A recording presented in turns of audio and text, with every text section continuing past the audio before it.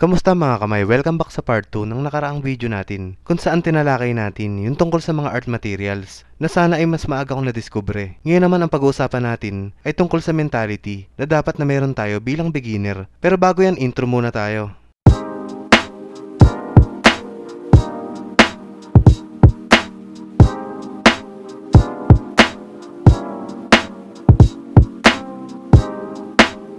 Marami sa atin na nagdo-drawing para kumita ng pera, para magpa-impress, para mas mag-improve, para may ma-upload sa social media, at para na rin makipagkompetensya. May ilan din naman na nagdo-drawing lang dahil dito sila masaya. May sariling mundo at walang pakialam sa iba. Lahat tayo ay may iba't ibang layunin kung bakit tayo gumuguhit. Depende yan sa sitwasyon at sa environment natin.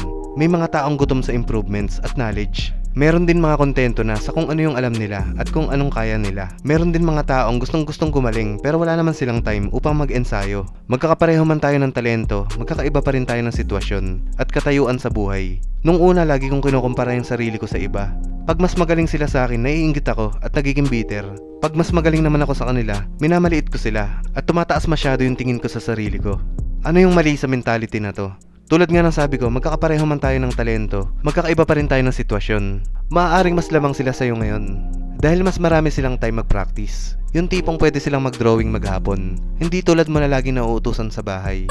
At maaaring mas magaling ka naman sa iba dahil baka sila naman yung kulang sa oras at practice. So lahat tayo ay may talento at kakayahan, depende na lang sa sitwasyon mo kung paano mo to i-enhance, kung gaano karami oras mo, at kung paano ka mas mag-i-improve. Pwede natin appreciate yung gawa ng iba pero iwasan natin na mainggit. Kung mas magaling sila, gawin natin silang inspirasyon. Huwag mong isipin na gusto mo silang pantayan at higitan.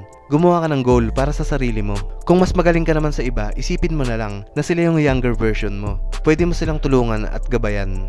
Tulad ng ginagawa ko sa inyo ngayon. Kung pwede lang ako mag-time travel, ito yung isa sa mga una kong ipapayo sa sarili ko nung nagsisimula pa lamang ako. Pwede naman natin ikumpara yung sarili natin sa iba, pero sa positibong paraan. Irespeto natin dapat bawat isa. Isa pang naranasan ko nung una ay tungkol naman sa pagko-commission. Dito siguradong maraming makaka-relate dito. Nung pumasok ako sa pagtanggap ng mga commission art, medyo nahihiya ako na sabihin yung presyo ng drawing ko. Nahihiya rin ako na maningil sa mga kaibigan at kamag-anak. Pero habang tumatagal, napapansin ko na medyo unfair yata sa akin to. Gumagawa ka ng isang drawing sa loob ng 1 hanggang 3 araw. Pero pagkatapos ng drawing, hindi naman ito kukunin kaagad. Marami silang magiging dahilan na nagasta na yung pera, na ipambayad sa kuryente, nagamit daw sa emergency, at iba pang mga palusot. Ikaw napagod, wala ka man lang pang merienda dahil napagod ka sa pinagawa nila. Minsan naman hindi na talaga kukuhanin dahil hindi raw nila nagustuhan yung gawa mo. Pagod ka na, nasayang pa yung oras mo at yung mga materials na ginamit mo. Lugi ang negosyo. So dahil dyan nagbago yung mentality ko na dapat ako yung masusunod dahil ako yung artist, na dapat kumpiyansa ako sa quality ng drawing ko at sa presyo nito.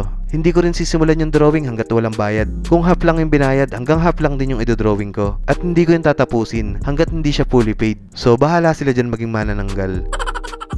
Sa mga baguhan dyan sa komisyon, sana wag kayong papayag magpaabuso.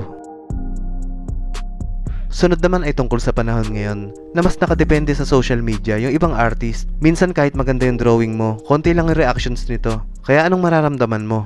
Na walang nakaka-appreciate ng gawa mo? Na konti lang yung supporters mo? Kung ganyan yung mentality mo, meron akong tanong sa'yo.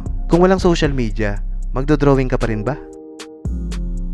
Ako nung una yan ang mentality ko bilang beginner. Pag konti yung reacts at comments, tinatamad na akong mag-drawing ulit. Pero unti-unting nagbago yung mentality ko na to.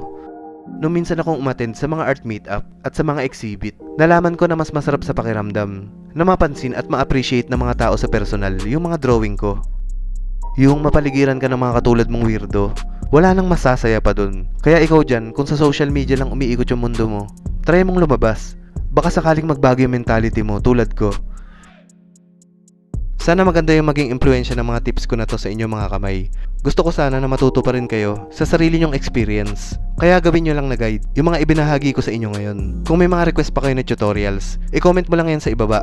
Huwag din kalimutan na i-like yung video at mag-subscribe kung bago ka pa lang dito. Maraming salamat sa panonood mga kamay. Kita-kita tayo sa next video.